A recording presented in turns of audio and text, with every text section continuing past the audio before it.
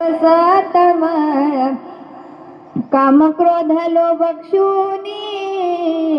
पाठी लागले ओढाळ कवना मी शरण जाऊ दृष्टी देईल निर्मळ धर्म जागो सदैवाचा जे बापर उपकारी आंधळ्या दृष्टी देतो त्याचे नाव मी उच्चारी दुःख बांधवडी आहे हा संसार सुखाचा विचार नाही कोठे असा असणारा तो दुःख रूपी संसार आहे आणि त्या संसारामध्ये जगत असताना तुकोबाराय आपल्याला सांगतात आलिया संसारा उठा वेग करा शरण जा उदारा पांडुरंगा त्या भगवान परमात्म्याला तुम्ही शरण जा कारण प्रत्येक जीव जन्माला येणार आहे आणि प्रत्येक जीव जाणार आहे मरण ही कुणालाही नको असंच एके ठिकाणी वैकुंठामध्ये नारद महर्षी भजन करत करत निघाले त्यांचं भजन चालू होतं नारायण नारायण श्रीमन्नारायण नारायण नारायण श्रीमन्नारायण नारायण नारायण भजमन्नारायण नारायण नारायण श्रीमन्नारायण श्रीमन्नारायण श्रीमन्नारायण नारायण नारायण श्रीमन्नारायण श्रीमन्नारायण श्रीमन्नारायण नारायण नारायण नारद महर्षी वैकुंठामध्ये भ्रमण करत होते भ्रमण करत असताना वैकुंठामध्ये देवादिदेव महादेव त्यांना एकटेच दिसले त्यावेळेस त्यांनी विचारलं नारद महर्षी भगवंताकडे गेले आणि म्हणाले भगवंता या संपूर्ण वैकुंठामध्ये कुणीही नाही निदान कुणाला तरी सोबत घेऊन या त्यावेळेस देव भगवंताने सांगावं नारद महर्षी वैकुंठामध्ये येण्याकरता कुणीही तयार नाही मी खूप प्रयत्न केले परंतु कोणीही वैकुंठामध्ये येण्याकरता तयार नाही नारद महर्षी म्हणाले ठीक आहे भगवंता मी काहीतरी बघतो त्यावेळेस भगवंत म्हणाले ठीक आहे तुम्हाला काय करायचं ते करा म्हणजे मला देखील इथं कुणीतरी सोबत होईल कारण मी बरेच प्रयत्न केले वैकुंठामध्ये कोणीही येण्याकरता तयार नाही म्हणून नारद महर्षी त्यांची स्वारी करत करत भजन करत करत खाली धरतीवरती आले आणि त्यांनी एका मुलाकडे गेले आता मुलाकडे गेल्याच्या नंतर त्याला सांगितलं हे बघ बाळा आता तू लहानाचा मोठा झालायस आता वैकुंठाला चल त्यावेळेस तो मुलगा म्हणाला त्यावेळेस तो मुलगा म्हणाला हे बघा माझं अजून खूप आयुष्य आहे जोपर्यंत माझं आयुष्य आहे तोपर्यंत मला जगू द्या एवढ्या लवकर काय मला वैकुंठाला येण्याची इच्छा नाही मी काही वैकुंठाला येणार नाही तुम्हाला दुसरं कोणी भेटत असेल तर तुम्ही त्यांच्याकडे जा मी वैकुंठाला येऊ शकत नाही त्यानंतर नारद महर्षी तिथून निघाले आणि एका म्हाताऱ्या आजोबाकडे गेले आता म्हाताऱ्या आजोबाकडे गेल्याच्या नंतर नारद महर्षी त्यांना म्हणाले आजोबा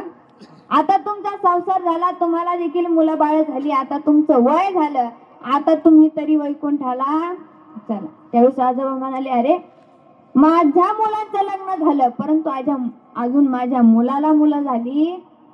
नाही मला अजून नातवासोबत खेळायचं आहे मी काही वैकुंठाला येऊ शकत नाही आजोबा देखील वैकुंठाला आले नाही त्या ठिकाणी एका दुकानदाराकडे गेले एका शेठजीकडे गेले शेठजी कपाळावरती गोपी चंदनाचा टिळा लावलेला होता नारद महर्षीला जाण्या अगोदरच आनंद झाला की हे परमार्थिक माणूस दिसतोय हा नक्कीच वैकुंठाला येईल नारद महर्षी त्याच्याकडे गेले आणि सांगितलं शेठजी तुम्ही आता तुमचं वय झालं तुमचा संसार देखील करून झाला निदान तुम्ही तरी वैकुंठाला चला असं म्हटल्यानंतर शेठजी म्हणाले हे बघा मी आलो असतो तुमच्या सोबत वैकुंठाला असं म्हटल्यानंतर नारद महर्षीला खूप आनंद झाला परंतु त्यावेळेस ते म्हणाले हे बघा मी तुमच्या सोबत आलो असतो परंतु अजून माझा मुलगा दुकान सांभाळण्या इतपत योग्य झालेला नाही माझा मुलगा दुकान सांभाळण्या इतपत योग्य झाला की मी तुमच्या सोबत वैकुंठाला येईल ते म्हणाले ठीक आहे नारद महर्षी गेले काही दिवसांना पुन्हा आले आणि सांगितलं शेठजी आता तर तुमचा मुलगा दुकान सांभाळण्या इतपत योग्य सुद्धा झाला निदान आता तरी वैकुंठाला चला त्यावेळेस शेठजी म्हणाले नारद महर्षी मी आलो असतो तुमच्या सोबत वैकुंठाला, कारण आता माझा मुलगा सुद्धा दुकान सांभाळणे इतपत योग्य झाला, परंतु माझ्या मुलाचं लग्न अजून झालं नाही. ज्यावेळेस माझ्या मुलाचं लग्न होईल त्यावेळेस मी वैकुंठाला येईल. नारद महर्षी पुन्हा गेले. काही दिवसांनी पुन्हा आले आणि विचारलं, का हो, तुमचा मुलगा दुकान सांभाळणे इतपत योग्य देखील झाला, आता तुमच्या मुलाचं लग्न सुद्धा झालं, आता तरी वैकुंठाला चला. त्यावेळेस शेठजी म्हणाले, हे बघा, माझा मुलगा दुकान सांभाळणे इतपत योग्य झाला, माझ्या मुलाचं लग्न सुद्धा झालं, परंतु माझ्या मुलाला अजून मुलं झाली नाही. माझ्या मुलाला मुलं झाले की मग मी वैकुंठाला येईल. असं म्हटल्यानंतर नारद महर्षी पुन्हा गेले. काही दिवसानंतर पुन्हा आले. त्या दुकानामध्ये गेल्याच्या नंतर बघतात तर शेठजी त्या ठिकाणी विचारलं, का हो, या ठिकाणी जे शेठजी बसत होते ते कुठं गेले? त्यावेळेस त्यांनी सांगितलं की त्यांना जाऊन मात्र 1 वर्ष पूर्ण झालं. आता त्यांना जाऊन 1 वर्ष पूर्ण झालं. मग नारद महर्षीने आपल्या अंतर्दृष्टीने बघितलं तर तेच शेठजी आपल्याच मुलाच्या घरात साप बनून आपल्या मुलाच्या धनाचं रक्षण करत होते. नारद महर्षी त्या ठिकाणी गेले, म्हणाले, अहो शेठजी, तुमचा मुलगा दुकान सांभाळणे इतपत योग्य देखील झाला, तुमच्या मुलाचं लग्न देखील झालं, तुमच्या मुलाला देखील मुलं झाले, आता तरी तुम्हाला सुद्धा पुढचा जन्म मिळाला, आता तरी तुम्ही वैकुंठाला चला. त्यावेळी शेठजी सांगतात, हे बघा,